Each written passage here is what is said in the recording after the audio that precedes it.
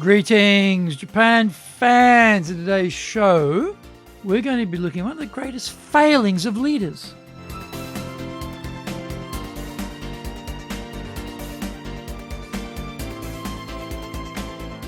Maishu, arigatou gozaimasu, and welcome back to the 11th year of the Leadership Japan series. And I'm your host in Tokyo, Dr. Greg Story, Dale Carnegie Tokyo franchise owner, president of Dale Carnegie Tokyo Training, and the three-time best-selling author of Japan Sales Mastery, which is Zaegyo in Japanese, Japan Business Mastery, and Japan Presentations Mastery, or in Japanese, Anata mo Prezen no Tachiden. Plus, Stop Wasting Money on Training, which in Japanese is Training de Okane o Muru ni suru no wa yamimashou. And all are available on Amazon. This podcast brings insights, examples, and experience about leading in Japan. Trust me, it is different here. Don't forget to subscribe and share this podcast with your family, friends, and colleagues. We're not being sponsored by Libsyn, but we value your privacy, which is why we have our podcast hosted by Libsyn. Unlike many other hosting organizations, Libsyn have a strict policy that does not allow access to your private information by anyone. Here is our daily podcast lineup on Apple Podcasts. Mondays, the Cutting Edge Japan Business Show podcast. Tuesday, the Presentation Japan series. Every second Tuesday, the Business Tatsujin no Oshie Show. Wednesdays, the Sales Japan series. Thursdays, the Leadership Japan series. And every second Thursday, the Business Pro Podcaster Show. Fridays, the Japan Business Mastery Show podcast. Saturdays, Japan's top business interviews. Before we get going, today's handy Japanese phrase is ochikonderu mitai. Ochikonderu mitai. Ochikonderu mitai. He or she looks discouraged. Look a bit down. Something bad must have happened. Look a bit down over there, a bit depressed, a bit discouraged. Ochikonderu mitai. Ochikonderu mitai. Ochikonderu mitai.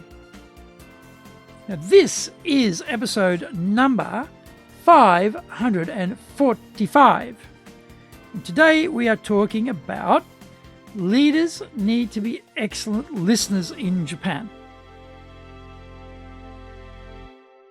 Leaders may not even be aware that they are poor listeners. They are very focused on telling others what to do.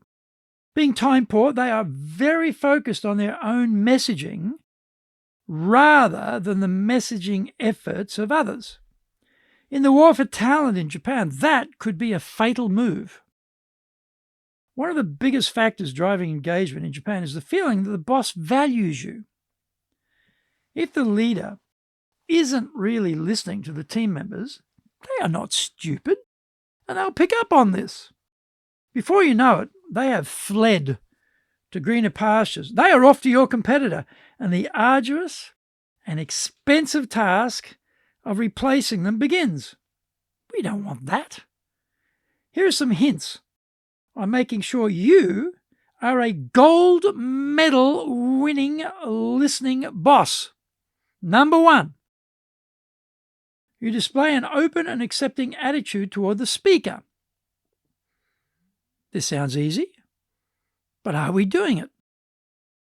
Have we stopped the noise in our own brain to refocus on the person in front of us and not let that internal message competition diminish our capacity to listen to what we are being told? Are we in a neutral mindset and not bringing up silent annoyances from past associations with this person? Maybe they screwed something up recently and your mind is having flashbacks while they are talking to you and you are thinking about what happened. How is your body language control? I remember I caught myself shaking my head in disagreement while someone was telling me their idea. It was something I didn't agree with, and I was showing it. It was an automatic physical reaction. I realized right there that I couldn't allow that to happen again. Now, I try to keep a strong lock on my body language in case I'm communicating a negative message. Number 2, when someone approaches me with a question, I stop what I'm doing and give them my full attention. I worked with a fellow division head once who was a shocker. When I visited his workstation, he had 3 screens set up. While I was sitting there talking, he continued to multitask. He would type away, reading the screen, listening to me all at the same time. It was a total insult in my mind. His self-awareness was dismally low. I remember how it made me feel. So, I made a pact with myself to never do this to others. Whenever my staff comes to me when I'm typing, I physically lift the keyboard up and rest it against my computer stand to show I am not doing anything else but listening to them. I find this a good discipline because when I'm concentrating, the temptation is to type and listen at the same time. Bad idea. Find out more when we come back from the break. Today's show is brought to you by our public courses, but we also do custom in-house programs. We do them in Japanese and we do them in English, do them in our super safe classroom. We do them live online. Our show today is being brought to you by, on the 15th of February, we'll be doing our Leadership Training for Managers course, 3-day version. On the 19th and 20th of February, we're doing high impact presentations. And on the 1st of March, we'll start our 12-week Dale Carnegie course. Our website is www.dale-carnegie.co.jp. So that's www.dale-carnegie.co.jp. You can email me at greg.story@dalecarnegie.com. So that's greg.story, STORY, at dalecarnegie.com. Don't forget to grab my business books on Japan on Amazon. Japan Sales Mastery, which is Zaegyo in Japanese. Japan Business Mastery. Japan Presentations Mastery, which is Anata mo Presen no Tachijin in translation. And Stop Wasting Money on Training, which in Japanese is Training de Okane o Muru ni suru wa yamimashou. If you like learning by watching videos, and we have over 2,300 there for you at Tokyo Japan Dale Carnegie TV on YouTube. We release 3 TV shows every week on YouTube. The Cutting Edge Japan Business Show, that's the premier business show on Japan. That's every Monday, Tokyo time. Fridays, we have the Japan Business Mastery Show. And on Saturdays, we release Japan's top business interviews, where I interview leaders from SMEs all the way up to the corporate captains of industry on one topic, leading in Japan. Every second Thursday, we release the Business Pro Totobi Show. You can email me at greg.story@dalecarnegie.com. Welcome back. Number 3.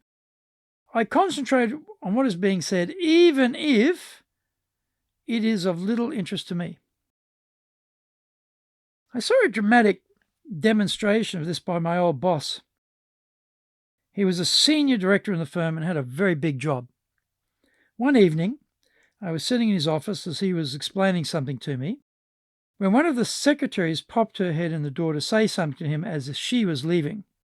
It was a light comment from her, nothing particularly important, but he stopped talking to me immediately and gave her his 100% concentration. I thought, wow, this is impressive. He made her feel like $1 million.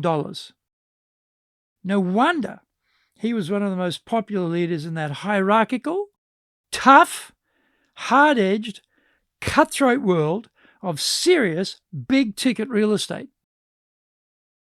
It is hard to focus on things we don't consider important because so much of our day is taken up with quadrant 1, urgent and important items.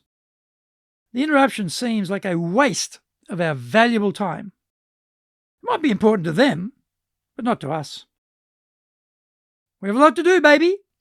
So the temptation is to brush them off and get back to the grindstone.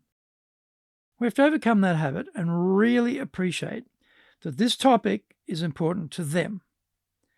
If they are important to the firm, then we have to give them our full attention to show we value them. Number 4, I try to understand the viewpoint of the person who I disagree with. This is not easy. Leaders are often very forceful people, used to breaking down walls and pushing forward regardless of the obstacles. When we get pushed back, we overcome it and drive hard toward the outcomes we want. That becomes an automatic reaction. And when combined with impatience, it can be a lethal cocktail. The person we are talking to has come to a conclusion based on a series of factors: their experience, what they have read, what they have heard, etc. They feel their viewpoint is valuable and legitimate.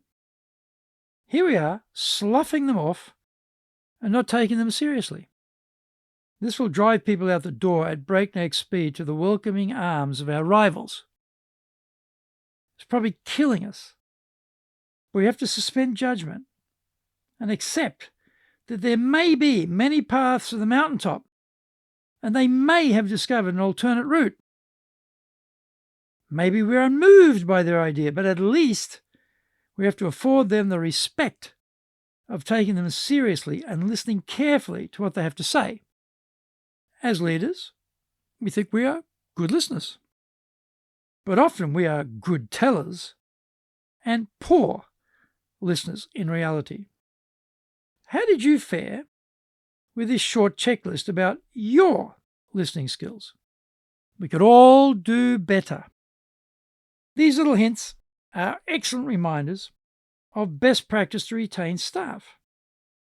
We need to build a culture internally where people feel valued and want to stay with the firm.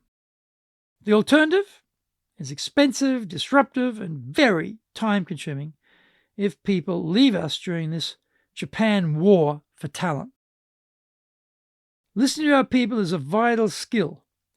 We need to improve to protect and grow the business. Thank you for joining the Leadership Japan series. If you found the program useful, then tell your family, friends, and colleagues. Don't forget to subscribe and share this podcast. You can contact me at greg.story@dalecarnegie.com. Our website is www.dale-carnegie.co.jp.